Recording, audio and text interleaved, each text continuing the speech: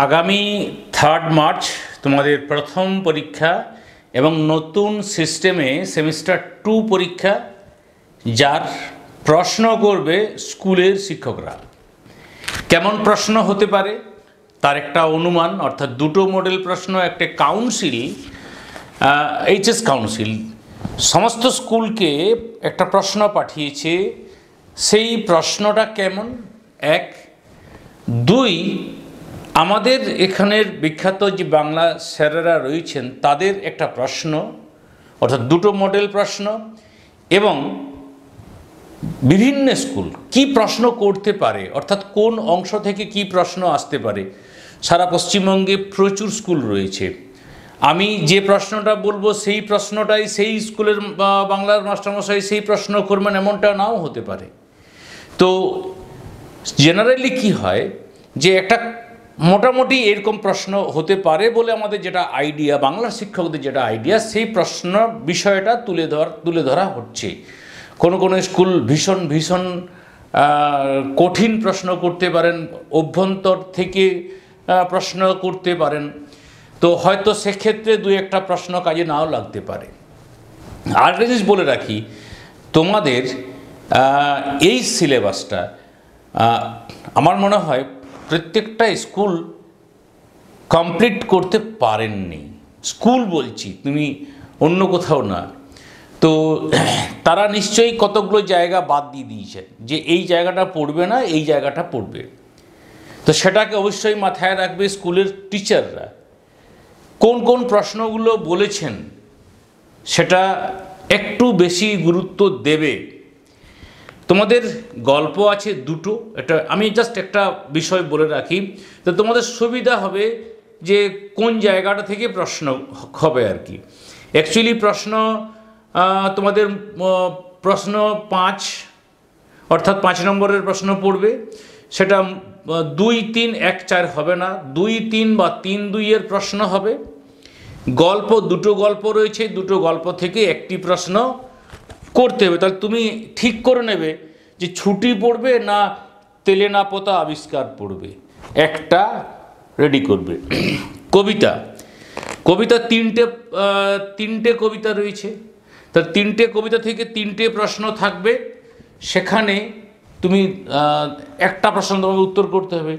তো ন্যূনতম একটি কবিতা ভালোভাবে করবে, আর যার একটু সময় থাকবে সে দুটো কবিতা করবে। নাটক তো উপায় নেই, মানে তোমার নাটকের পুরো নাটকটাই পড়তে হবে। তবে প্রথম দ্বিতীয় দৃশ্য এটা বেশি ইম্পর্ট্যান্ট দিয়ে ভাববে, বাকি প্রশ্নগুলো তো আমাদের আলোচনা করছি।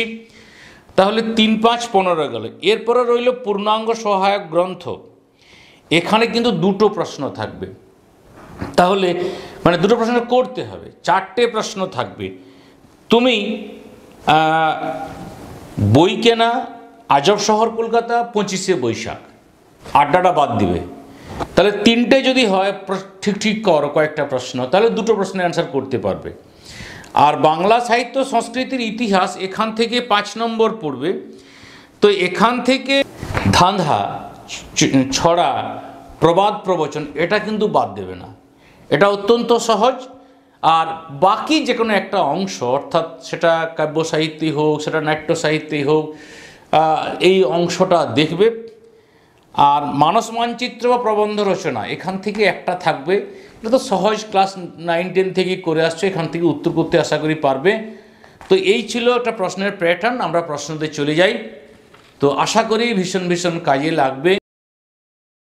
প্রথমেই আমরা একটু কোশ্চেন প্যাটার্নটা দেখে নিই, যেহেতু প্রথমবার এই সেমিস্টার পদ্ধতিতে পরীক্ষা। তো এখানে দেখো যে তোমাদের গল্প থেকে 5, কবিতা থেকে 5, নাটক থেকে 5, পূর্ণাঙ্গ সহায়ক গ্রন্থ 10, এখানে 10 নম্বর, বাংলা শিল্প সাহিত্য সংস্কৃতির ইতিহাস থেকে 5 নম্বর, প্রবন্ধ রচনা 10 নম্বর, মোট হচ্ছে 40 নম্বর। তো ধরুন দুটো গল্প রয়েছে, দুটো গল্পের মধ্যে তুমি করবে একটা, এটা প্রথমেই বলেছি, তার মধ্যে ছুটি ছুটি গল্পে মামাবাড়িতে ফটিকের যে দুরবস্থা হয়েছিল তা নিজের ভাষায় লেখো। নেক্সট আমরা দ্বিতীয় প্রশ্নটা দেখব। বিধবা এই প্রস্তাবে সহজেই সম্মত হইলেন। বিধবা কোন প্রস্তাবে ও কেন সম্মত হয়েছিলেন? যেহেতু পূর্ণ মার্কস 5, সেই জন্য আর ব্যাখ্যা করছি না এখানে। পূর্বাপেক্ষা আরেকটা ভালো খেলা মাথায় উদয় হইয়াছে। পূর্বের খেলাটা কি ছিল, তার পরিণতি কি হয়েছিল, বা পূর্বের খেলা ও ভালো খেলা কিরকম ছিল, দুটো খেলার মধ্যে তোমাকে বিষয়টা উল্লেখ লিখতে হবে। মা, এখন আমার ছুটি হয়েছে মা। বক্তা কখন কোন পরিস্থিতির কথা বলেছেন বা উক্তির তাৎপর্য বিশ্লেষণ করো। তাহলে ছুটি গল্পের 4টে প্রশ্ন তোমাদের এই ছুটি গল্পটাই হয় করবে, নতুবা তেলেনাপোতা আবিষ্কার, যদি এই গল্পটা অনেক বড়। প্রথম প্রশ্ন, প্রেমেন্দ্র মিত্রের তেলেনাপোতা আবিষ্কার গল্পটি আসলে আত্ম আবিষ্কারের গল্প। বিষয়বস্তুর নিরিখে বক্তব্যটি ব্যাখ্যা করো। বা তেলেনাপোতা আপনিও আবিষ্কার করতে পারেন। তেলেনাপোতা কখন কিভাবে আবিষ্কার করা যেতে পারে, তেলেনাপোতাকে আবিষ্কার বলা হয়েছে কেন, গরুর গাড়িতে যাওয়ার যে সময় গিয়েছিল লেখক আর কি, যাত্রাপথের অভিজ্ঞতার পরিচয় দাও। এই তোমার সাজেশন দেখছো, এটা প্রস্তুত করেছেন মাননীয় আমাদের বাংলা বিভাগের অত্যন্ত গুরুত্বপূর্ণ স্যার লক্ষণ স্যার। তো লক্ষণ স্যারকে সম্মান জানিয়ে আমরা এগোচ্ছি ধীরে ধীরে। আপনার আসল উদ্দেশ্য আপনি নিশ্চয়ই বিস্মিত হইবেন না। আসল উদ্দেশ্য কি ছিল? উদ্দেশ্য পূরণ করতে গিয়ে কথকের কার সঙ্গে কিভাবে সাক্ষাৎ ঘটেছিল। এক আচ্ছা জ্বালা হয়েছে, যা হোক। জ্বালাটি কি? বক্তা জ্বালা থেকে কিভাবে মুক্তি পেয়েছিলেন। এরপর আমরা 2 নম্বরের দাগে প্রশ্ন নিলাম, অর্থাৎ 1 নম্বর দাগে 2টো প্রশ্ন থাকছে, তুমি করছো একটা। এখানে পূর্ণ মার্কস 5। কবিতা তো প্রথমে ভাব সম্মিলন। ভাব সম্মিলন কাকে বলে? আলোচ্য পদটিতে রাধার আনন্দের যে চিত্র ফুটে উঠেছে নিজের ভাষায় বর্ণনা করো। ভাব সম্মিলন কাকে বলে? পাঠ্য ভাব সম্মিলন পদটির মূল ভাবটি ব্যক্ত করো। কি কহিবরে সখী আনন্দ ওর। বক্তা সখীকে কি কি কথা বলেছেন তা কবিতা অবলম্বনে নিজের ভাষায় লেখো। দ্বিতীয় কবিতা, লালন শাহ ফকিরের গান। লালন শাহ কে ছিলেন? পাঠ্য লালন গীতিকা অবলম্বনে মূল বিষয়টি ব্যাখ্যা করো। দ্বিতীয় প্রশ্ন, মানুষ ভজলে সোনার মানুষ হবি। মন্তব্যটির সার্থকতা বিচার করো। দুটোই প্রশ্ন দিলাম। এরপর কবিতা নুন। আমাদের শুকনো ভাতে লবণের ব্যবস্থা হোক। আমাদের বলতে কাদের? তাদের এই দাবি কতটা যুক্তিসঙ্গত। নুন কবিতায় শ্রমজীবী মানুষের জীবনযাত্রার যে ছবি ধরা পড়েছে তা নিজের ভাষায় লেখো। 3 নম্বর, মাঝে মাঝে চলেও না দিন।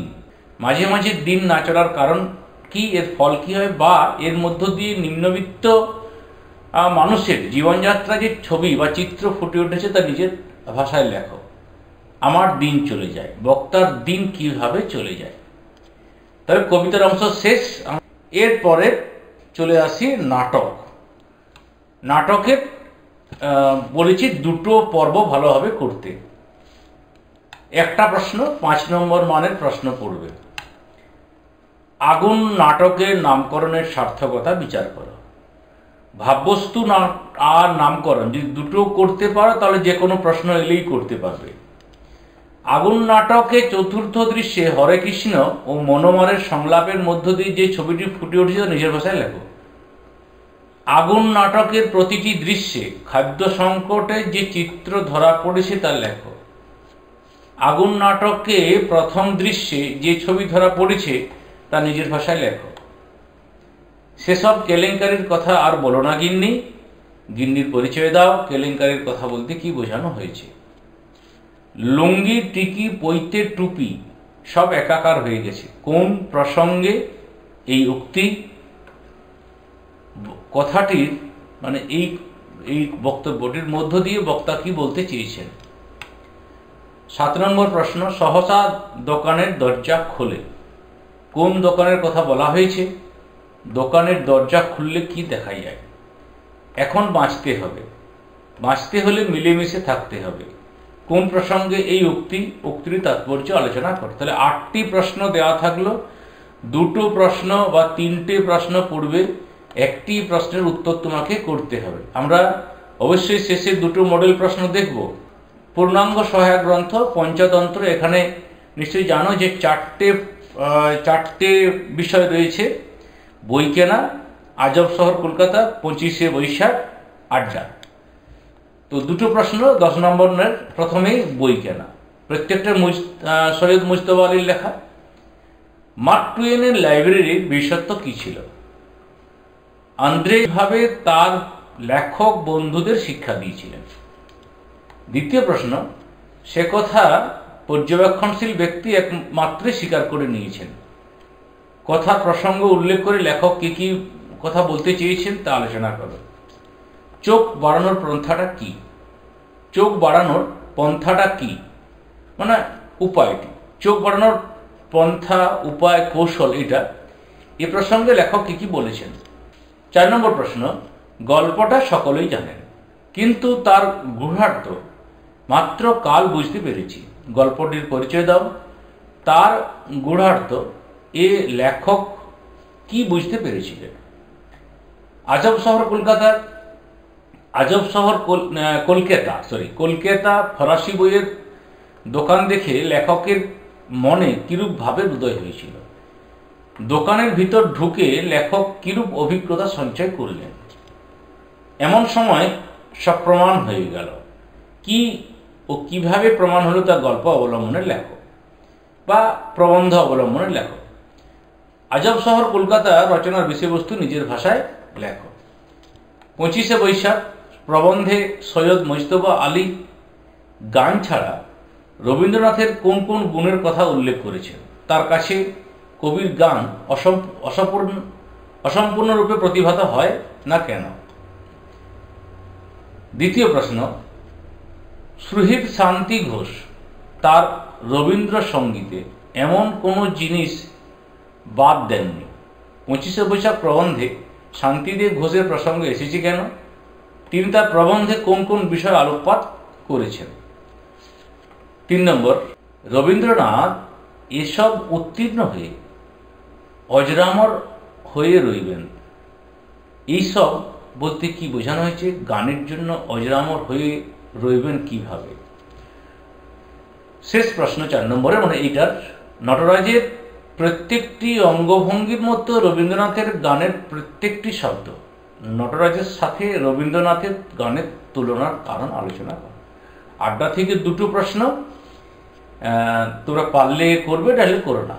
এই আড্ডার সদস্যদের সবাই সব জানতা। এই কাফেতে আড্ডার বিষয়গুলির পরিচয় দাও, মানে কোথায় আড্ডা হতো, কি আড্ডা হতো আর কি। বাড়ির আড্ডার মেল মেলে না, এরূপ উক্তির কারণ কি? লেখক কোথায় কারের সঙ্গে আড্ডা দিতেন। এরপর শিল্প সাহিত্য সংস্কৃতির ইতিহাস, এখান থেকে 5 নম্বর এর একটি প্রশ্ন, অর্থাৎ ভেঙেই থাকার সম্ভাবনা রয়েছে। 2 আর 3।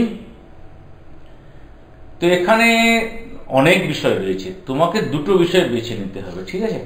তো আমরা সব প্রশ্নগুলোই বলছি, যেমন বাংলা গদ্যের বিকাশে ঈশ্বরচন্দ্র বিদ্যাসাগরের অবদান, বাংলা কাব্যে জীবনানন্দ দাশের অবদান, ঔপন্যাসিক শরৎচন্দ্র চট্টোপাধ্যায়ের সম্পর্কে আলোচনা করে। এই 3টে মূল। এবার এছাড়া প্রবন্ধ সাহিত্যে 2 জন, বঙ্কিমচন্দ্র, রবীন্দ্রনাথ। গদ্য সাহিত্যে প্রমথ চৌধুরী। কাব্য সাহিত্যে বিহারীলাল চক্রবর্তী, মধুসূদন, নজরুল, জীবনানন্দ। নাট্য সাহিত্যে গিরিশ ঘোষ, রবীন্দ্রনাথ। যেটা করবেই সেটা হচ্ছে এখান থেকে এইটা করলে একটা প্রশ্ন পাবে। ধাঁধা, ছড়া, প্রবাদ প্রবচন, এই 3টে সংজ্ঞা, উদাহরণ, বৈশিষ্ট্য লেখ। এরপর 6 নম্বর মানের 10 নম্বরে যেটা প্রশ্ন, তোমাদের 2টো বিষয় উল্লেখ থাকবে, যে কোনো একটি করতে হবে। প্রথমেই মানস মানচিত্র অবলম্বনে প্রবন্ধ রচনা। তাতে কি কি থাকবে না? সবুজায়ন বনাম নগরায়ন, বাংলার উৎসব, চরিত্র গঠনে খেলাধুলা, বিজ্ঞানের ভালো মন্দ, বাংলা ঋতু পর্যায়, জাতীয় সংহতি, এই সবগুলোই তোমাদের 10th লেভেলে করা রয়েছে। আর এই একটা প্রতিপক্ষের যুক্তির অসারতা প্রমাণ করে সপক্ষে যুক্তিক্রম বিন্যাস করে প্রবন্ধ রচনা করো। এগুলো তোমরা করেছো, জানো প্রত্যেকটা বিষয়। তো এরকম তোমাদের সিলেক্টেড রয়েছে, তো আশা করি ভালো লাগবে, আশা করি এগুলো করতে পারবে। আমরা এরপরে প্রশ্নগুলো দেখে নেব। আমরা আগামীকাল বা আজই হয়তো থাকবো ইংরেজি প্রশ্ন নিয়ে। তো আমরা মডেল প্রশ্ন দুটো দেখে নিই। এটা এইচএসের মডেল কোয়েশ্চেন সেট আমরা দেখব সেমিস্টার 2-এ কাউন্সিল কি প্রশ্ন করতে দিয়েছে। তাহলে আমি প্রশ্নগুলো পড়ছি না, দেখলেই বুঝতে পারবে। প্রথমে গল্প থেকে, তারপরে কবিতা থেকে দুটো প্রশ্ন, তারপরে নাটক থেকে দুটো প্রশ্ন দিয়েছি, একটা করতে হবে। তারপরে সহায়ক গ্রন্থ থেকে চারটি 4.3। এরপরে পরের পাতায় আমরা 4টি প্রশ্ন দিয়েছি। তারপরে বাংলা সাহিত্যের ইতিহাস থেকে 3টে প্রশ্ন দিয়েছে। তারপরে প্রবন্ধ রচনা থেকে এই প্রশ্নটা দিয়েছে। এরপরে আমাদের বাংলা স্যার মাননীয় দুর্গাচরণ ঘোষ এটি পরীক্ষা নিয়েছিলেন। তো সেই প্রশ্নটা দেখো স্যার কী প্রশ্ন দিয়েছেন। এই প্রশ্ন তিনি রেখেছেন। তাহলে দুটো প্রশ্ন তোমাদের দেখানো হলো। আশা করি একটা আইডিয়া করতে পারবে যে তোমাদের প্রশ্ন কি হতে পারে, বাংলা স্যারেরা কি প্রশ্ন করতে পারেন। তো সকলকে আগামী দিনের শুভেচ্ছা জানিয়ে এখানেই